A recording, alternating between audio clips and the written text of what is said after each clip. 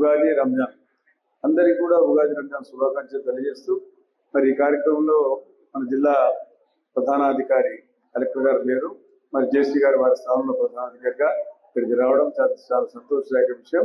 ఈ కార్యక్రమాన్ని ఇక్కడ మేము ప్రారంభోత్సవం చేయాలని చెప్పి ముఖ్యమంత్రి గారు రాష్ట్ర వ్యాప్తంగా అందరికీ ఆదేశాలు ఇవ్వడం జరిగింది.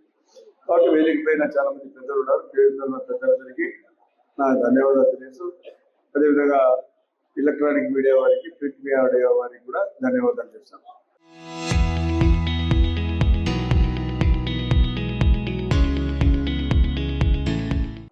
ఈరోజు కూటమి ప్రభుత్వం అధికారం వచ్చిన తర్వాత దివ్యాంగుల సంక్షేమానికి అధిక ప్రాధాన్యత ఇవ్వడం జరుగుతా ఉంది.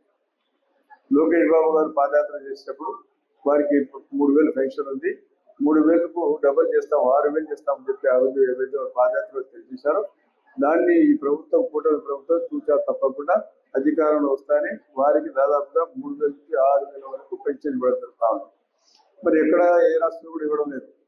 మరి వాళ్ళకి కాకుండా మరి ఎంతకన్నా పర్సెంటేజ్ చెప్పిన వారికి ఎవరైతే ఇంటి పెన్షన్లు ఉన్నారో వారికి 10,000 రూపాయలు ఇవ్వడం జరుగుతూ ఉంది. అదేవిధంగా మానసిక దివ్యాంగులు ఎవరైతే ఉన్నారో వారికి 15,000 రూపాయలు ఇవ్వడం జరుగుతూ ఉంది. ఈ రకంగా ప్రభుత్వం దాదాపుగా రాష్ట్ర వ్యాప్తంగా కూడా ప్రతి సంవత్సరం సంక్షేమ కార్యక్రమాలకు 70,000 కోట్ల రూపాయలు ఖర్చు పెట్టడం జరుగుతుంది. భారతదేశంలో ఏ ప్రభుత్వం కూడా 70,000 కోట్ల రూపాయలు ప్రజా సంక్షేమం కోసం పాటుపడింది లేదు.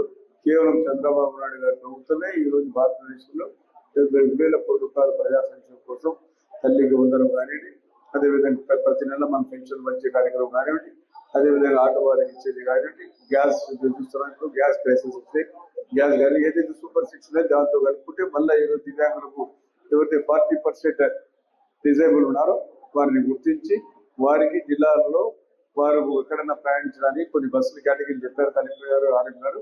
దాంతో పాటు వారు 50% కన్నా మిగితే ఇతర జిల్లాలకు కూడా పోవడానికి కూడా ఆస్కారం కలిగించింది ప్రభుత్వం అని చెప్పి ముఖ్యంగా తెలియజేస్తా ఉన్నాను. మనం 40% కంటే ఎక్కువగా డిజేబుల్ ఉండాలి. ఎందుకంటే మళ్ళీ రేపటి దినం చిన్న చిన్న యాక్షన్ జరిగిన కూడా మా దగ్గరకు వచ్చి మాకు దివ్యాంగులు మాకు మళ్ళీ సర్టిఫికేట్లు ఇవ్వమని చెప్పి ఒత్తిడి చేస్తారు. అటు కాకుండా న్యాయంగా చట్టపరంగా ఎవరికైతే అందాలో అన్ని ఫలాలు వాళ్ళకి అందాల. ఎందుకంటే ఈ రోజు మనం చూస్తా ఉన్నాం రాజకీయంగా చిన్న దెబ్బ తగిన మళ్ళీ కట్టబెట్టుకుని వస్తారు.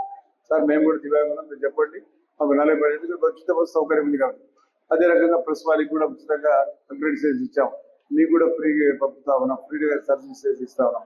మరి సిటీ బస్సులు అయితే లేవు, సిటీ బస్సులు మూతపడినాయి. ఇప్పుడు అన్ని ఆటోలు వచ్చేస్తాయి, తర్వాత అదేదో ర్యాపిడో ఇప్పుడు ఏదో వచ్చేస్తాయి. ఇప్పుడు సరే అన్ని రకాలుగా తర్వాత అదేవిధంగా గత ఏడాది డిసెంబర్లో 3వ తేదీ అంతర్జాతీయ దివ్యాంగుల దినోత్సవ కార్యక్రమంలో సీఎం గారు పాల్గొని వారికి ఇంద్రధనస్సు పేరిట 6 పథకాలు ప్రకటించినారు. అందులో భాగంగా మరి 2026 ఫిబ్రవరి 24 రాష్ట్ర మంత్రివర్గంలో దీనిపై నిర్ణయం తీసుకొని ఈ రోజు ఈ కార్యక్రమంలో పాల్గొనే అవకాశం ముఖ్యమంత్రి గారు కలిశారు. కేవలం 2 నెలల్లో ఇచ్చిన హామీని నిలబెట్టుకున్న ప్రభుత్వం తెలుగుదేశం పార్టీ ప్రభుత్వం. కాబట్టి ఈ రోజు కమిట్మెంట్స్ ఏదైతే ఉన్నామో మనం నిన్ననే చూశారు మీరు ప్రభుత్వంలో. నిన్న నేను ఇఫ్తార్ దావత్ ముఖ్యమంత్రి గారికి ఇచ్చాం, ప్రభుత్వం ఏర్పాటు చేసింది. ఎవరైతే మౌజూల్ ఇమాములు ఉన్నారో వారికి ఇమీడియట్లీగా 45 కోట్ల రూపాయలు వారి అకౌంట్ వేయడం జరిగింది.